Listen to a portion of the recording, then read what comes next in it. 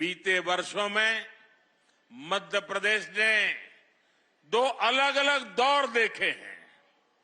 एक double engine सरकार का ये दौर और दूसरा कांग्रेस के जमाने का काला काल।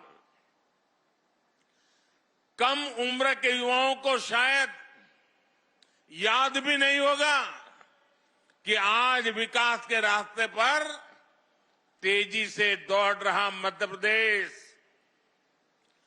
भाजपा सरकार आने से पहले देश के सबसे बीमारू राज्यों में गिना जाता था। मध्य प्रदेश को बीमारू बनाने के पीछे सबसे बड़ी वजह थी गांव, गरीब और आदिवासी इलाकों को लेकर कांग्रेस का नफरत भरा रवैया। नफरत नफरत नफरत। इन लोगों ने न कभी आदिवासी समाज के विकास की चिंता की, न उसके सम्मान के बारे में सोचा।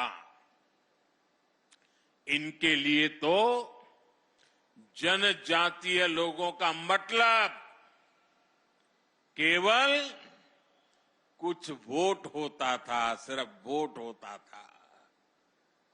इन्हें गांव, गरीब, पिछड़ा की याद तब आती थी जब चुनाव की घोषणा होती थी। साथियों, ये अटल बिहारी वाजपेयी की बीजेपी सरकार थी जिसने पहली बार आदिवासी हितों के लिए नया मंत्रालय बनाया, अलग मंत्रालय बनाया, अलग बजट निकाला और आदिवासी इलाकों का विकास, आदिवासी लोगों का विकास, आदिवासी बेटे बेटियों के भविष्य के लिए पूरी व्यवस्था। ये हमारी बीजेपी की सरकार है जिसने वन उपज पर एमएसपी में रिकॉर्ड वृद्धि की। ये बीजेपी की सरकार है जिसने एमएसपी के दायरे में वन उपज की संख्या को करीब 10 से बढ़ाकर 90 के आसपास पहुंचा दिया। ये बीजेपी की सरकार है जिसने देश के आदिवासी इलाकों में वन धन केंद्र खोले हैं ताकि आदिवासी उत्पादों को नए हाट, नए बाजार मिले।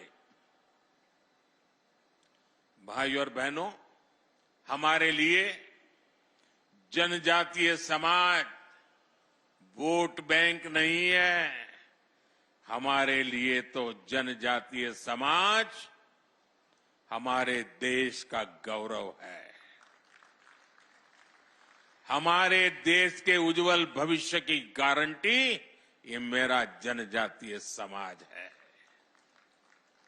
आपका सम्मान भी और आपका विकास भी ये मोदी की गारंटी है।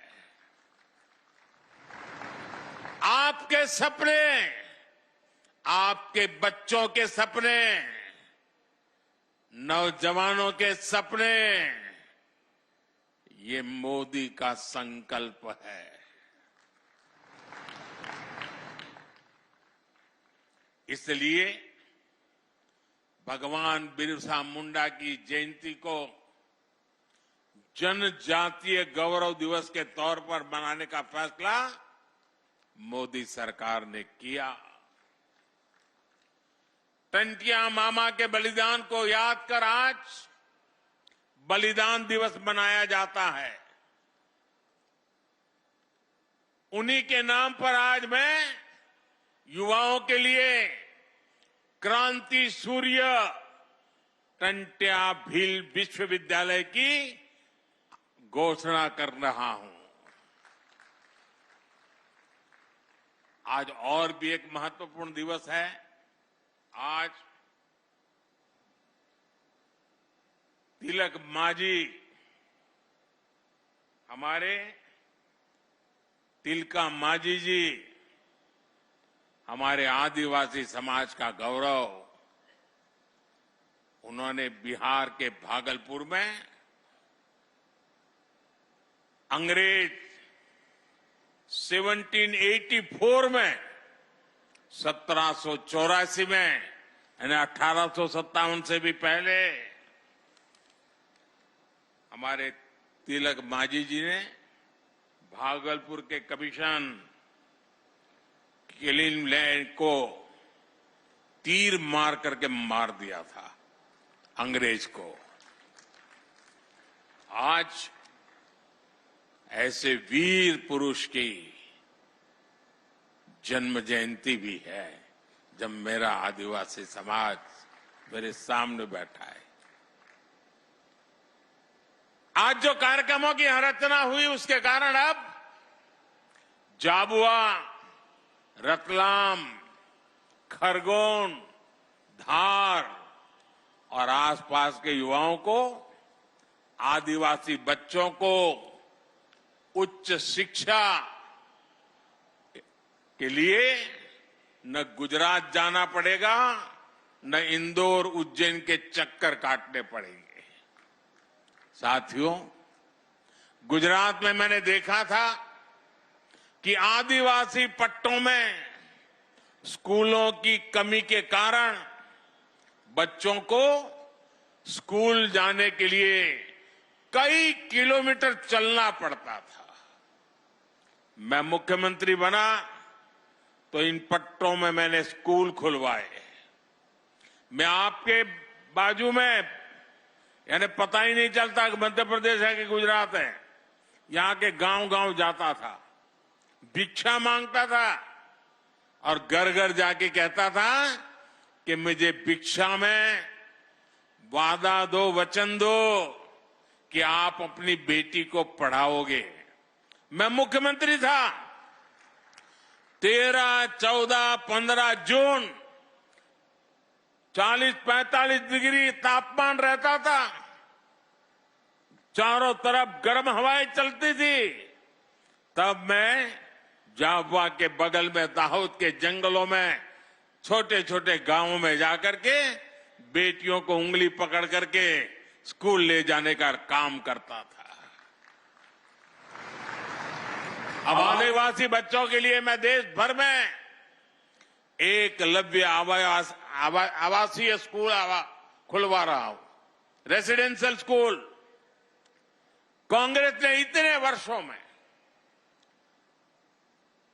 इतने साल उनको काम करने का अवसर मिला था, सिर्फ 100 एकलव्य स्कूल खोले थे, वो भी वहां जहां उनके बड़े बड़े बाबू बैठे थे। जबकि भाजपा की सरकार ने अपने 10 साल में ही इससे 4 गुना ज्यादा एकलव्य स्कूल खोल दिए हैं। एक भी आदिवासी बच्चा शिक्षा के अभाव में पीछे रह जाए, ये मोदी को मंजूर नहीं है।